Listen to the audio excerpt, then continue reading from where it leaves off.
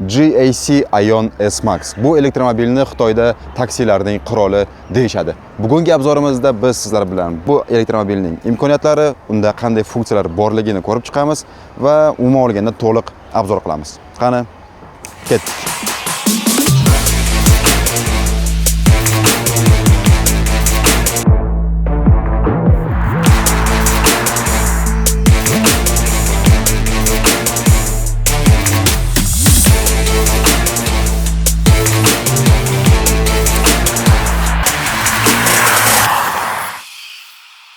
Oldingi videoda esingizda bo'lsa, xuddi shu elektromobilni Plus versiyasini obzor qilgandik. Bu esa Max, ya'ni xalq tilida aytganda eng topoviy pozitsiyasi. Tashqi ko'rinishdan sezgan bo'lsangiz, mashina maksimal tarzda silliq bo'lishga harakat qilgan. Buning uni dizaynidan, eshiklaridagi ruchkalari kirib chiqishidan bilishimiz mumkin. Umuman olganda oldiga e'tibor bersangiz, ular juda boshqacha qilingan. Ayniqsa mana bu faralari, ko'rib turganingizdek pastda radiator panjarasi ham mavjud va bittanasiga e'tibor berish kerak, bu elektromobil to'liq kameralar bilan qoplangan. Misol uchun siz mana ko'chada ketayotgan bo'lsangiz, aynan mana shu kameralar sizga xavfsiz va bemalol xotirjam haydashga yordam beradi. Misol uchun qaysidir to'siqqa juda ham yaqin bo'lib ketsangiz, u birdaniga sizga ogohlantiruvchi signallar beradi. Hammasi mana shu 360 kameralar sababli.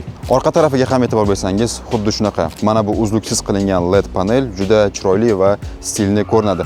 Umuman olganda o'zi elektromobilga qaraganda men uni qaysidir ma'noda Toyota Camry'ga ham o'xshatdim. Tashqi ko'rinishi bo'yicha o'shanaqa atmosfera mavjud. Birdaniga hozir sizga bagajnikni ko'rsatadigan bo'lsam, u juda keng, taxminan GAC'ni o'zini aytishi bo'yicha 453 litr sig'imga ega ekan. Qolaversa, bu yerda qo'shimcha inventar ham mavjud.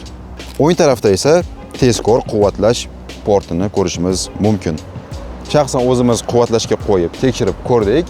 Atigi 15 daqiqada 20% dan 60% gacha to'ldi. Bu juda zo'r. Kutib o'tirishingiz ham shart emas. Shunday keldingiz, qo'ydingiz, 15 minut ketdi. Mashinaning eshiklarini ochadigan ruchkaga ham alohida e'tibor berish kerak. Shunchaki pultdan uni ochasiz va ruchkalar mana shunaqa ko'rinishda chiqib keladi. S-Max'ning yana bir pluslariga keladigan bo'lsak, ko'rib turganingizdek mana bu panorama oynalar. Xohlasangiz mana bunaqa ventilyatsiya ko'rinishida ochib qo'yasiz, xohlasangiz to'liq ochib qo'yishingiz ham mumkin. Bu vetrozashita. Umuman olganda keng, qulay va chiroyli.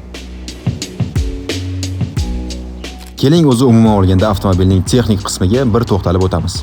Ion S Max to'liq elektrik arxitektura ustida qurilgan va bu yerda GEP 2.0 texnologiyasi ishlatiladi. Avtomobilda bitta elektrik motor joylashgan va uning ikki xil versiyasi mavjud. Birinchi versiyasi 150 kW, 204 ot kuchiga teng. Tezlanishi 0 dan 100 gacha 7,5 soniyada chiqadi. Maksimal tezligi esa 163 km/soat. Ikkinchi versiyasi esa 180 kW va u yerda 245 ot kuchi mavjud. 100 km/soat tezlikka 607 soniyada chiqadi. Ikkala modifikatsiyada ham bir pog'onali reduktor korobka ishlatilgan va ikkalasi ham oldi privod. Batareyaga keladigan bo'lsak, bu yerda GAC Ionning fishkasi bo'lgan Magazine Battery ishlatiladi. Bu litiy железо fosfat, ya'ni LFP batareya. Batareyaning ham ikki xil modifikatsiyasi mavjud. Birinchisi 60 kWh. Ishlab chiqaruvchi xabar berishicha, maksimal yurish masofasi 510 km. Ikkinchisi esa 67 kWh. Bitta to'liq zaryadda 610 km yuradi. Elektromobil aytib o'tganimizdek juda tejamkor, lekin shunga qaramasdan boshqa mashinalarni afg'on qilish uchun uning tezligi va tezlanishi bemalol yetadi. Mashinaning interyer qismiga o'tadigan bo'lsak, bu yerda birinchi ko'zimizga mana bu displey tashlanadi. Qolaversa, salonning deyarli barcha qismi kojaga o'xshash material bilan qoplangan. Rulni o'ziga keladigan bo'lsak, bu yerda hamma funksiyalar mavjud. Xohlasangiz mana bu multimedia qismini boshqarasiz, xohlasangiz displeylarni uzatirishingiz mumkin. Saqlaydigan joylarga keladigan bo'lsak, birinchisi bardachok, ikkinchisi stakanlar qo'yadigan joy, uchinchisi podlokotnikimizda ham yetarlicha joy mavjud, telefonlarni qo'yadigan ikkita joy mavjud va bundan tashqari barning tagida ham alohida joy bor. Bu juda qulay. Bu yerda ko'rishimiz mumkinki USB quvvatlagich turibdi. Aynan mana shu joyda USB quvvatlagich va 12 voltli xalq tilida aytganda prikurivitel bor. Displeyni o'ziga keladigan bo'lsak, u juda ham qiyin qilinmagan, bu juda yaxshi. Yoshi katta haydovchilar bo'lsa, misol uchun ular bu yerda adashib yo'qolib qolmaydi. Hamma narsa qo'l ostingizda.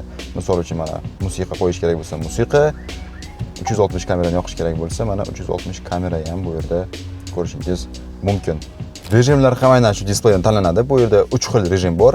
Birinchisi iPedal, ya'ni mashina sekinroq yuradi, rekuperatsiya yaxshiroq ishlaydi va siz bittagina pedal bilan mashinani boshqarishingiz mumkin. Misol uchun mana svetoforga kelyapsiz, yaqinlashyapsiz, gazni qo'yib yuborsangiz bo'ldi, mashina tezroq sekinlashib, tezroq to'xtaydi. Ikkinchisi bu normal rejim, uchinchisi esa bosib haydash uchun sport rejim ham bu yerda bor. Qo'shimcha sozlamalar displeyning tepadagi qismida joylashgan. Misol uchun ekranni o'chirib qo'ysangiz bo'ladi yoki mana bu yerda ham 3 xil rejim mavjud. Moyka rejimi, uxlash rejimi va pitaniyani ushlab turish rejimi. Yarkost mana bu yerda. Xullas, displey sodda, lekin shunga qaramasdan qulay va tez, shustr ishlaydi. Bu displeyga keladigan bo'lsak, albatta sensorni emas, boshqarib bo'lmaydi, lekin rulda maxsus knopka bor. O'zingizga qulay interfeysni tanlab olsangiz bo'ladi. Ovoz tizimiga keladigan bo'lsak, bu yerda to'liq Adigo Sound kolonkalari o'rnatilgan salon bo'ylab. Endi hozir sizlarga nima uchun bu elektromobilni taksi quroli deyishini tushuntirib bermoqchiman. Hozir qarang. Men bu yerda bemalol o'tiribman. Bo'yim taxminan 186 sm va oyoqlarim qisilmagan, hammasi yaxshi turibdi. Endi hozir orqaga o'tib sizga orqadagi holatni ko'rsatib beraman. Va orqada mana hozir ko'rib turganingizdek, men deyarli yotib olib o'tiribman. Qisilib qolganim yo'q. Oyog'im sidinaga deyarli tegmayapti.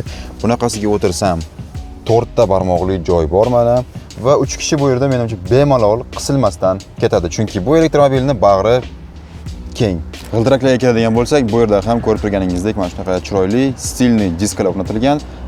O'zining razmeri bu yerda R17 deb yozilgan. Ba'zi komplektatsiyalarda 18 yoki 19 ham bo'lishi mumkin.